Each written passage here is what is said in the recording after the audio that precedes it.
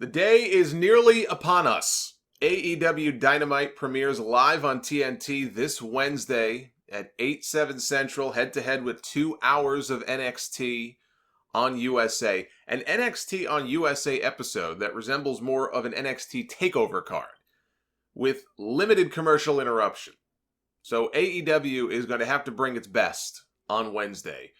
For months, we have heard these guys. We've heard Cody. We've heard Kenny. We've heard Tony Khan. We've heard Jim Ross. We've heard the Young Bucks. All talk about revolutionizing professional wrestling and changing the landscape of professional wrestling and using all of these words to, really hype up the debut of the television show and the rise of this new promotion. Using words that you would hope they are able to back up. Now they get their opportunity to sink or swim. Now they get their chance to deliver on what they promised. The time for talk is over. The time for all of the hyperbole is done. Now they have to go out and deliver. That's the hard part. This is what the card looks like, barring whatever surprises they may have in store. CM Punk obviously not being one of them. So hopefully we can put that to bed. Not only does it not sound like CM Punk will be doing anything with AEW, it sounds like AEW does not want to have anything to do with CM Punk. This actually sounds like there's some heat there on both sides. So I would not look for him to be on the show this Wednesday. According to Cody, the TV show is going to be rated TV-14, so they may have some leeway that WWE does not have as a PG program to push the envelope a little bit more. But the rating really is inconsequential. You can put on a great PG show if you just make it entertaining enough. But I know a lot of people are going to have that funny feeling in their tighty-whities when they see that little TV-14 box pop up in the corner of their screen. So hopefully they have a towel nearby.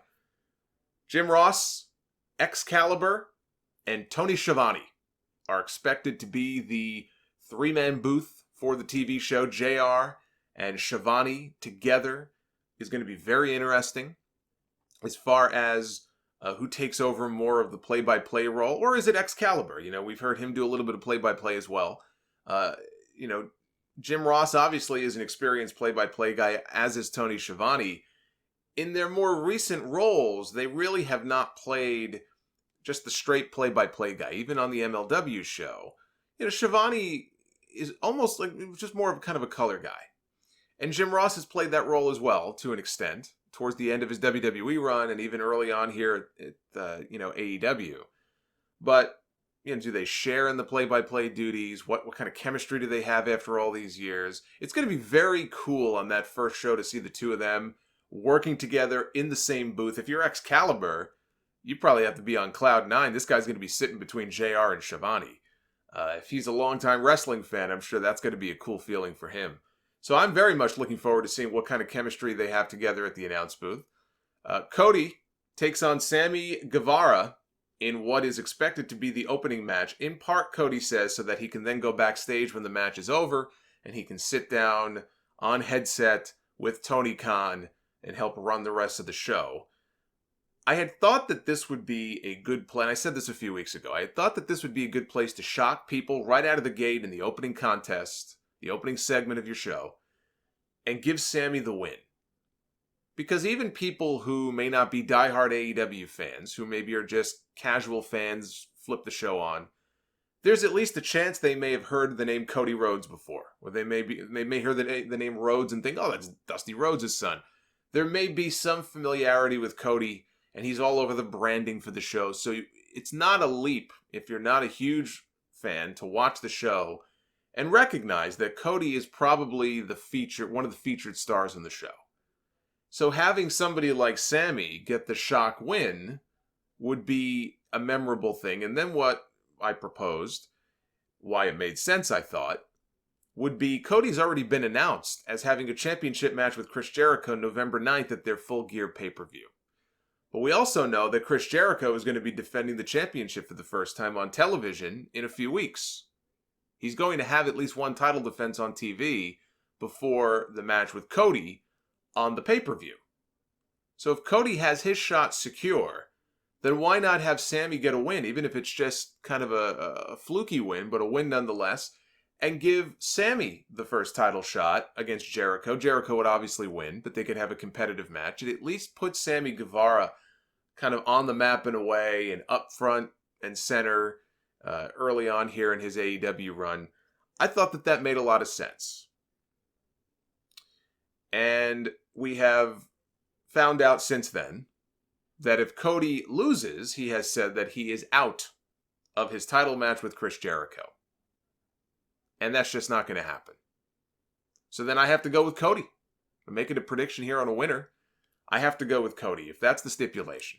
But then I wonder who Jericho defends against on October 16th in Philadelphia.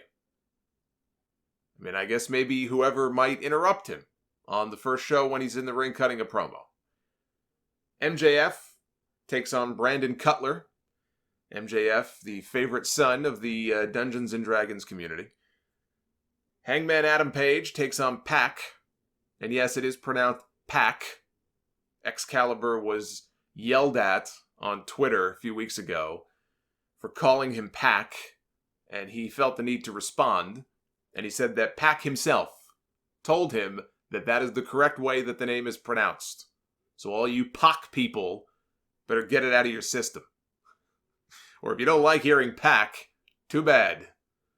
But this is the match that was supposed to have taken place on the Double or Nothing card back in May, and instead happened at a UK indie show, I think a week before, and it was put on YouTube. Adam Page is coming off a loss to Chris Jericho at All Out. Pac is coming off a win, a kind of surprising win, over Kenny Omega. I'm going to say Pac wins this. Riho and Nyla Rose will meet to crown the first ever AEW Women's Champion. Nyla had to apologize on social media for saying some stupid shit to a fan on Twitter. I don't think it affects the outcome of this match. I think Nyla Rose is going to be the first ever AEW Women's Champion. And Kenny Omega teams with the Young Bucks to take on AEW Champion Chris Jericho and two mystery partners. LAX would seem to make the most sense after the attack on the Bucks last month, but I mean, they would hardly be some big surprise since they've already debuted. I don't know who else it could be if not LAX. So I'm not even going to venture a guess. I don't know if it would be two single stars. I don't know if it's a new tag team they're bringing in, or it could just be Ortiz and Santana. We'll just have to wait and see. Jon Moxley is scheduled to appear on the show. And he is scheduled for a match in week 2 against Shawn Spears in Boston. So I would certainly hope that his elbow is all healed up by now with that staph infection. So I'll be going live on YouTube after the show on Wednesday with my review. I'll be taking some phone calls at the very end as well. There was a lot of disappointment and even outrage this week when AEW announced its television deal for UK fans. And I myself heard from a lot of UK fans, I have a lot of UK listeners here, who were sounding off in their comments to me about how awful they thought this news was. We knew that there was a deal in place, a deal of some kind, with ITV to air the AEW show on ITV4, which may not have the kind of exposure that ITV proper has, but still, ITV, it's one of the biggest networks, family of networks in the UK. Being on any ITV station, my sense, is a big deal. Not just anybody can get on ITV. Well, that's not necessarily true. I got on ITV. It actually wasn't that hard. I've told that story before. They thought I was someone else. They had me on talking about the death of Burt Reynolds. And not only was I on ITV, I was on their morning show with Piers Morgan and everything. Apparently, it's like the biggest morning show in the UK. And I got on ITV before AEW ever did. So maybe it isn't so hard to get on ITV. But in any event, the expectation was that the show would air live, which I guess would be at 1 o'clock in the morning over there. As it turns out, that is not the case. The show will be airing on ITV4, but the 4 stands for a 4-day delay, starting on Sunday, October 6th. So October 2nd is the AEW debut. This show will not air, this first show, until October 6th. And it will air at 8:20 in the morning, which is a very odd time to expect people to be up watching a wrestling show. And what that also means, being on that early in the morning over there, is that the show will probably wind up being very heavily edited for content. at that hour. 8:20 in the morning is not exactly prime time. So they're also going to be airing a 1-hour highlight show on ITV on Mondays, Monday nights at 11:45 p.m. starting October 7th. Tony Khan, who I'm sure is just, all week was just bombarded by angry tweets from UK fans, said that the episodes will stream live in the UK, but will be live on Fight TV for a price. So if you do want to watch the AEW show live, you will have the option to do so, but you will have to sign up on Fight TV for either $4.99 a month or $2.99 per episode. He says they cannot broadcast live, free to air, in the UK due to different ad break schedules than we have here in the US. Now, the reason WWE never had this issue is because they ran on Sky, or now, BT Sport, which is not subject to the same regulations that a free-to-air station like ITV would be.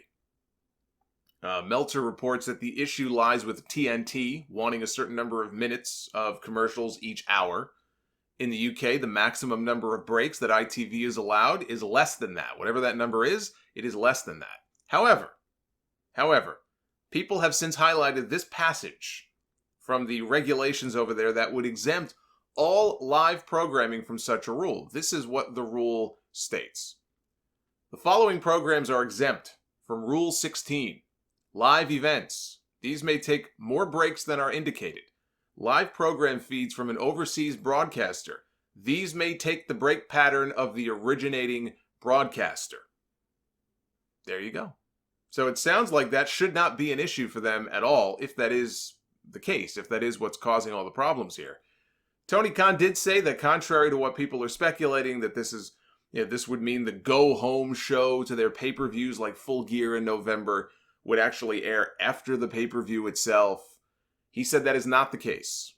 They will work with ITV to make sure that those shows air in advance of the pay-per-views, because that would make no sense, for obvious reasons.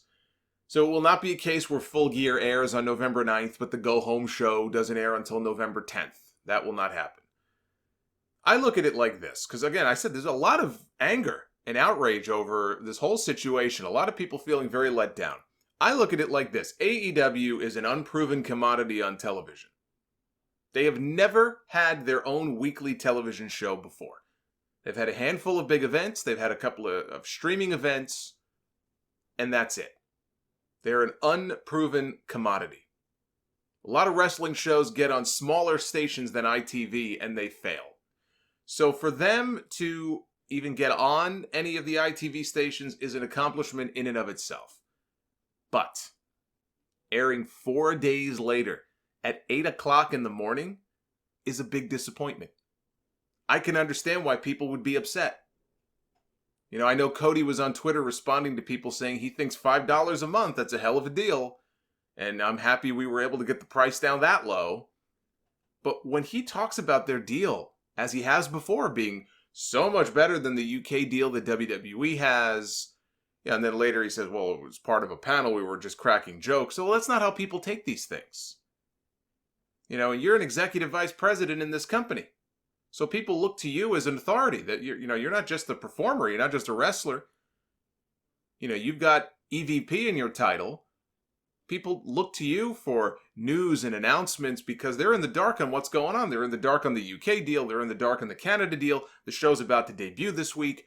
People are looking for answers. You can't just turn around and say, well, I was joking or anything like that. You go out and you say that we got a deal that's much better than the deal that WWE has. How can you not expect there to be backlash when people find out they have to pay to watch the show live? Maybe it's a case of too many cooks in the kitchen with all these executive VPs making comments. I don't know. But I would much rather underpromise and overdeliver than overpromise and underdeliver. And meanwhile, Meltzer says AEW is close to a deal with TSN to air the show live in Canada, but nothing is final yet. Cutting it awfully close. They are cutting it awfully close.